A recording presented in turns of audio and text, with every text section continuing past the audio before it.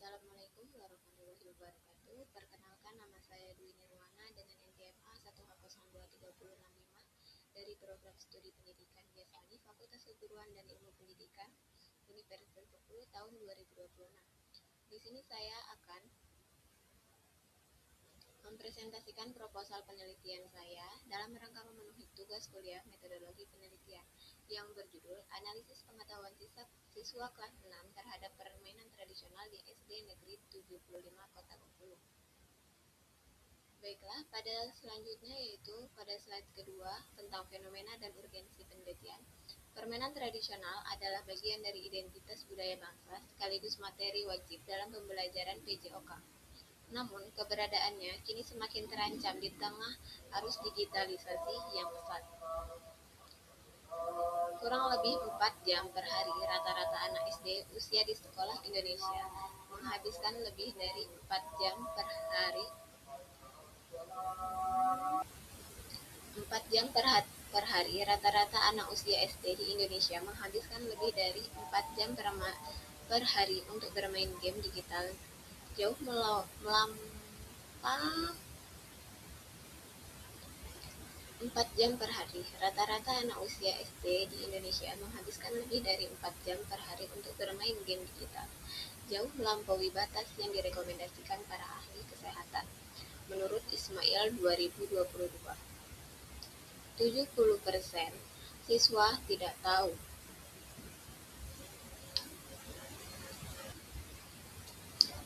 Lebih dari 70% siswa tidak tahu. Lebih dari 70% siswa SD tidak mampu menjelaskan tata cara bermain permainan tradisional dengan benar. Bahkan, banyak yang tidak bisa membedakan dengan olahraga modern. Menurut Rahmawati dan Suharjo tahun 2023. Yang terakhir yaitu tentang jenis terancamnya.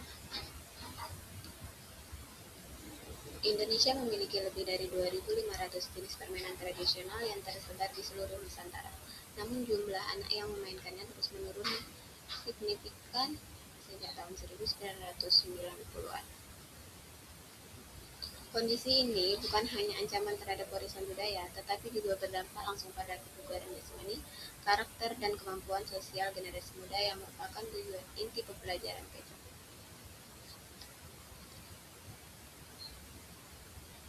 Pada slide ketiga, yaitu tentang latar belakang.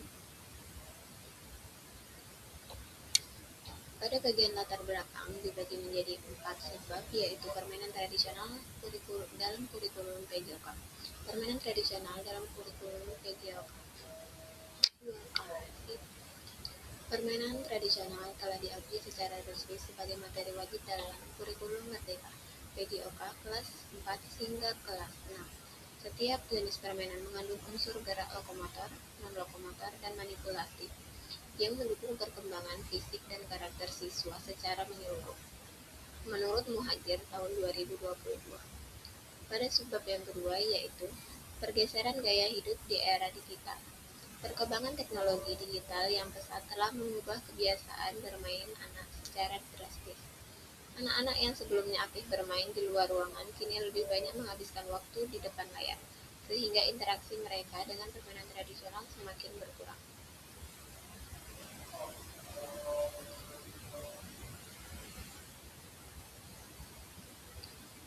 Berdasarkan observasi awal peneliti, mayoritas siswa kelas 6 lebih memilih duduk berkelompok membicarakan game online daripada melakukan aktivitas fisik saat istirahat. Guru PJOK pun mengakui bahwa materi permainan tradisional jarang diajarkan secara mendalam karena keterbatasan waktu dan rendahnya antusiasme. Yang keempat yaitu kesenjangan yang perlu dijawab. Terdapat GAP yang nyata antara tuntutan kurikulum yang mengamankan pembelajaran permainan tradisional dengan realitas pengetahuan siswa di lapangan. Hingga saat ini belum tersedia data akademis yang komprehensif tentang kondisi tersebut di SD Negeri 75 Kota Bengkulu, sehingga penelitian ini menjadi sangat mendesak untuk dilakukan. Pada slide selanjutnya yaitu rumusan masalah. Di sini ada 3 rumusan masalah, yaitu tentang pengetahuan faktual, pengetahuan prosedural, dan pengetahuan konseptual. Selanjutnya yaitu tentang tujuan penelitian. Yang pertama yaitu mengidentifikasi kemampuan siswa dalam mengenali dan menyebutkan jenis-jenis permainan tradisional, nasional, maupun khas Bengkulu. Yang kedua yaitu mendeskripsikan pemahaman siswa tentang tata cara aturan bermain yang digunakan dan teknik dasar permainan tradisional. Yang ketiga yaitu menganalisis pemahaman siswa terhadap nilai kebugaran jasmani, karakter, sosial, dan budaya yang terkandung dalam permainan tradisional. Pada slide selanjutnya yaitu tentang manfaat penelitian. Di sini terdiri menjadi 3 yaitu manfaat teoritis, manfaat praktis, bisa bagi sekolah, bagi guru, dan bagi siswa. Pada slide selanjutnya yaitu tentang landasan teori dan konsep. Menurut taksonomi Bloom, Anderson dan Cradwell 2022, teori utama yang menjadi kerangka analisis penelitian ini, pengetahuan diklasifikasikan ke dalam 3 dimensi yang relevan.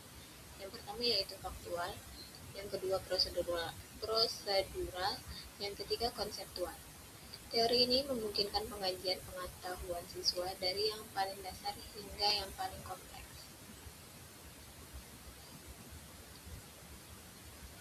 PJOK komprehensif menurut Radiani, Muhajir, dan Lutan tahun 2022 hingga 2021. PJOK tidak hanya bertujuan meningkatkan kebugaran fisik, tetapi juga membentuk karakter kecerdasan dan kemampuan sosial siswa secara holistik. Permainan tradisional adalah media PJOK yang paling ideal karena bersifat kontekstual dan mengandung nilai budaya sekaligus kebugaran.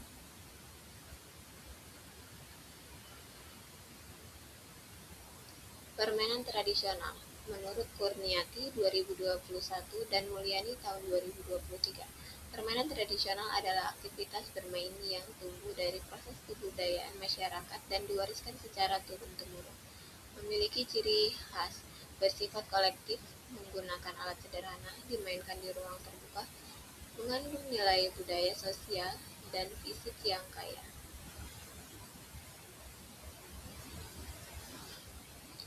Pada slide yang selanjutnya yaitu tentang penelitian terdahulu yang relevan. Di sini terbagi menjadi 4. Yang pertama yaitu Rahmawati dan Suharjo tahun 2023 dengan menggunakan survei kuantitatif yang menghasilkan 70% siswa SD perkotaan tidak mampu menjelaskan tata cara permainan tradisional. Yang kedua yaitu menurut Nugraha dan Hidayah tahun 2023 dengan menggunakan metode mixed method yang menghasilkan PJOK berbasis permainan tradisional meningkatkan pengetahuan dan sikap positif siswa. Yang ketiga yaitu tentang dari Hasanah dan Pertiwi tahun 2022 dengan menggunakan metode kualitatif studi kasus dengan hasil paparan digital tinggi menurunkan pengetahuan peran guru PJOK sangat menentukan. Yang terakhir yaitu dari Andriani 2021 dengan menggunakan metode kualitatif deskriptif yang hasilnya yaitu 23 permainan khas Bengkulu ada, tetapi hanya 30% guru pendidikan guru PJOK yang memanfaatkan.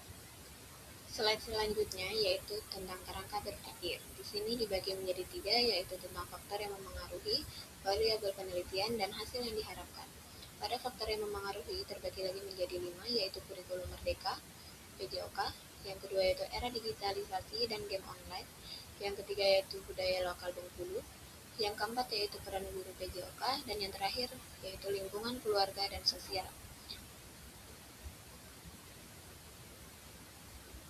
Pada bagian yang kedua yaitu variabel penelitian terbagi menjadi 3 yaitu faktual, prosedural, dan konseptual. Dan yang terakhir yaitu tentang hasil yang akan diharapkan yaitu dibagi lagi menjadi 4. Yang pertama yaitu gambaran pengetahuan siswa, yang kedua yaitu faktor penyebab, yang ketiga rekomendasi guru PJOK, dan yang terakhir yaitu kebijakan sekolah. Yang selanjutnya yaitu metode penelitian, pendekatan, dan lokasi penelitian. Baiklah, jenis penelitian yang Jenis penelitian yang saya gunakan yaitu deskriptif kualitatif dengan tujuan menggambarkan dan menganalisis fenomena pengetahuan siswa secara mendalam tanpa manipulasi variabel. Di sini saya mengambil teori Creswell 2023 dan Meleong 2021. Dipilih karena pengetahuan siswa adalah fenomena sosial budaya yang kaya makna dan tidak cukup hanya diukur secara numerik. Lokasi penelitian yang saya ambil yaitu di SD Negeri 75 Kota Bengkulu yang beralamat Jalan Laksre Martadinata, Kandang Mas, Kecamatan Kampung Melayu. Tahun ajaran 2026-2027. Durasi penelitian yang akan saya lakukan kurang lebih 4 bulan sejak izin penelitian diterbitkan.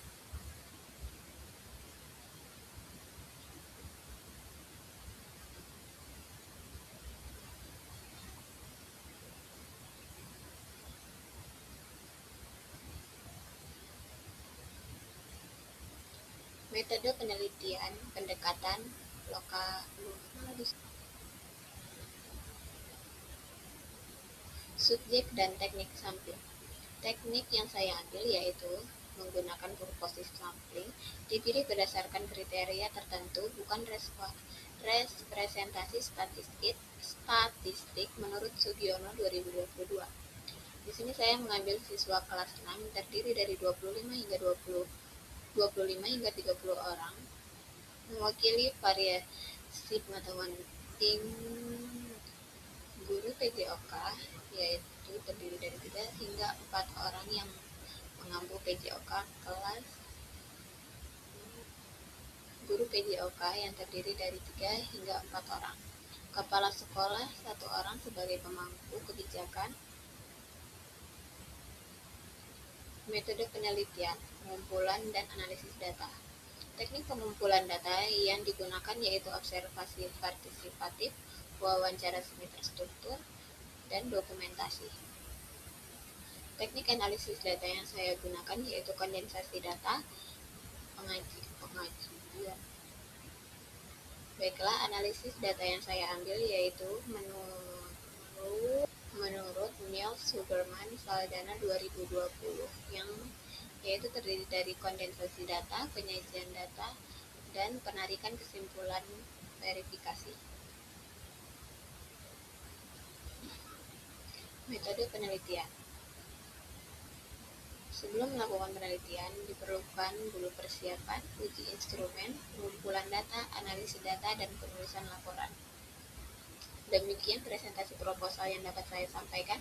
Saya menyadari bahwa penyampaian ini masih memiliki kekurangan, sehingga saya mengharapkan saran dan masukan dari Bapak atau Ibu dosen pembimbing agar penelitian ini dapat menjadi lebih baik. Atas perhatian, waktu, dan kesempatan yang diberikan, saya ucapkan terima kasih. Wassalamualaikum warahmatullahi wabarakatuh.